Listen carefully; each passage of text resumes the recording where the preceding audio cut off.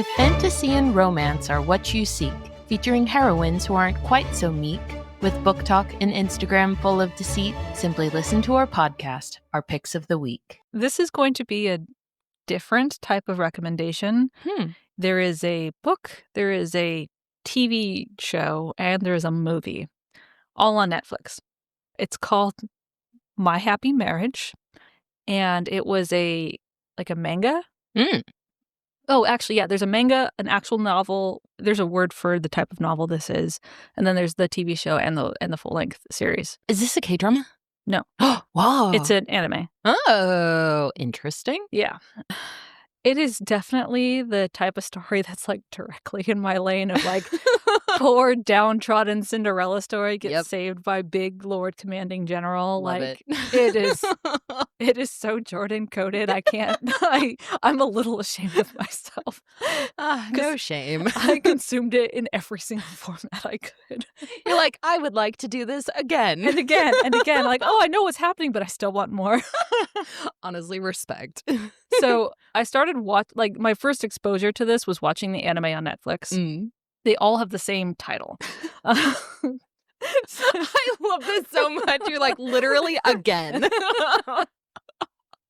And the premise of this, it's a romantasy story. Oh, okay. So it takes place in like early 20th century Japan, kind of. But there's like these evil fantasy creatures that the empire defeated like 20 years ago, and they've been kept locked up. And certain like members of the population, like the elite families, have the magical power to suppress these like evil demons. I'm not doing justice to the type, like the world, but the world building is actually pretty cool, and the magic system is really neat. So that's kind of like the general underlying plot. But really the plot is all about Cinderella. So as it goes. Yeah, our heroine grows up in one of these elite families. And so her mother dies when she's very young. Shocker. She's an orphan? I know. Well, her father's still around. So after her mother dies, her father remarries basically his ex-girlfriend, who he was really in love with. And he only married our heroine's mom because she was like from the right family. Dog. So ex-girlfriend comes into the picture. They have a daughter together. So this is our heroine's stepsister or half-sister. And the girls are raised kind of like similarly until they start testing for like the magical power. And the half-sister is like, I'm special and pretty and everything, and I have the power. And then our girl's like, I don't have the power at all. Oh, no. And so her father does not care. Like, if you don't have the power or any kind of thing that would make a successful marriage, or like, it's also very like traditional gender roles, like you will get married and like please your husband kind of thing. Be a good wife. Yeah. And so they basically turn her into a servant. What? So she is treated terribly. Like, exaggerate every Cinderella trope and make it 1,000 times worse. And I was like, yes, make her suffer more. I love every part of this. It's like someone went into Jordan's mind and they're like, yes, suffering Cinderella. And she's like the very humble, hates herself a little bit. She's like, I deserve this. There is a little boy next door that grows up, and he's got a thing for her, our heroine, but he's also from a noble family. And so her father sets up a marriage between like her friend growing up and then the beautiful half-sister. Oh. But he always wanted to marry, his friend. And so, but he's kind of a so I'm going to bleep that. That will definitely be bleeped. I love this. I am eating this up, dude. So he's sad, and she's, despite this whole downtrodden Cinderella trope, she's kind of very resilient in the sense that she just doesn't break down and think, woe was me. She's like, well, I have to make the best of my circumstances, and maybe one day, like, this bitch will get out of the house and I can make my own escape. So you get her internal, like, if you're reading the novel, you're kind of getting that internal, like, I don't know, monologue where it's not just, oh, this poor creature is suffering over and over again. You get the inner workings, which is nice. I recommend watching and reading at the same time. Damn, full surround sound. Yeah. So when this marriage is organized between the half-sister and this friend. Meanwhile, the dad's like, well, it's time to get rid of both these chicks. I'm going to set up another marriage with another elite family for my little daughter, because like, I don't give a fuck. And he sets her up in a marriage with like a betrothal agreement with the Lord Commanding General of like the Demon Hunter Squad. Fuck yeah, dude. And this dude is like well known for being engaged multiple times, and like all of his fiancés are like, nah, fuck this noise. Absolutely not. Because I guess the way, I don't know if it's just within the world building, but the brides have gone to like reside with their betrothed and like spend time together before they decide on like agreeing through the whole marriage. So her father says, yep, I set up this betrothal agreement. You're going to go live with the Lord Commanding General as his like fiance until we can sort this out. And she's like number 26 in the in the scheme of fiancés. He's just this very intimidating, very powerful, like men quiver in fear when he arrives. And women are like, oh, but he's so handsome, but he's an asshole. I love this. So she arrives at his cabin in the woods. Jog! Oh my god. But wait, there's more. She arrives at the cabin. This little old lady who's like, is it actually a cabin? It is a cabin. Oh my god. I thought you were being like, oh, the cabin in the woods, but it's a castle. No, he's a bit of a hermit king.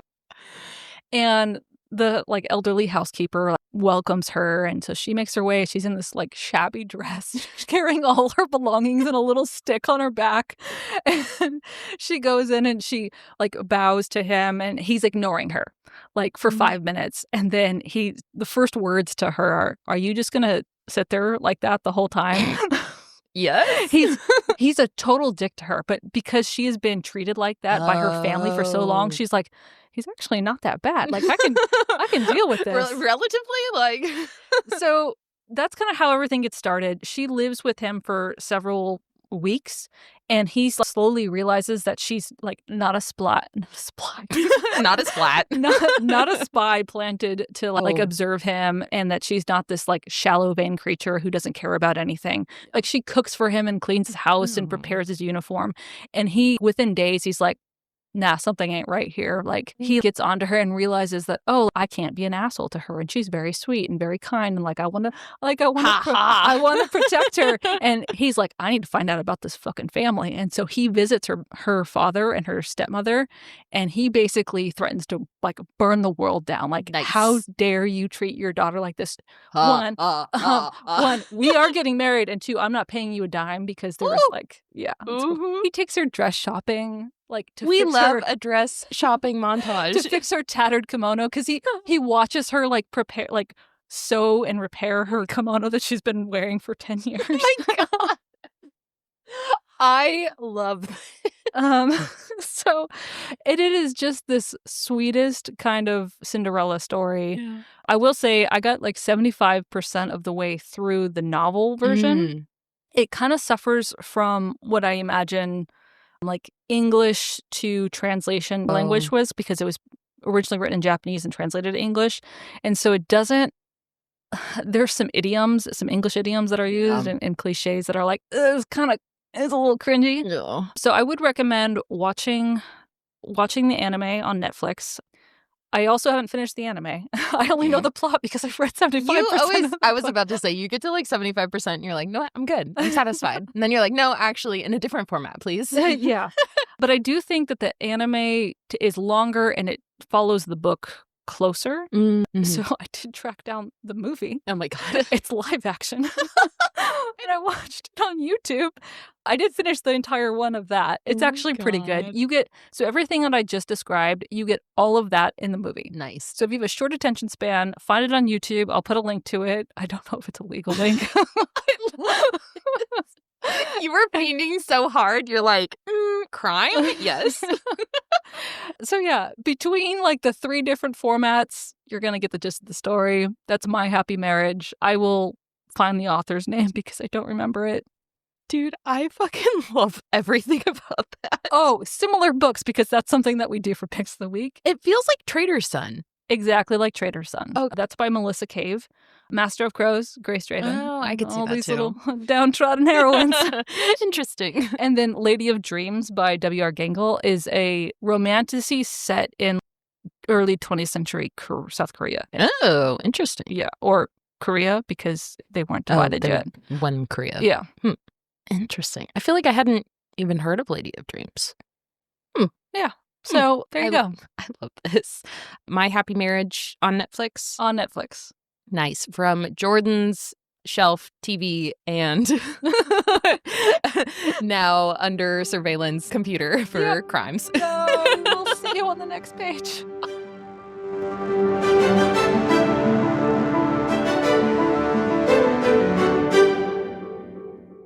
Hi, readers. Like what you've been hearing? Check out the Spice Archive at notanotherheroine.com to see all of our reviews and ratings. And if you'd like to support our growing library, find us on Patreon and get access to exclusive bonus content. If you'd like to just listen, we post new episodes every Monday and Wednesday on Spotify, Apple, and Amazon. Thanks for listening.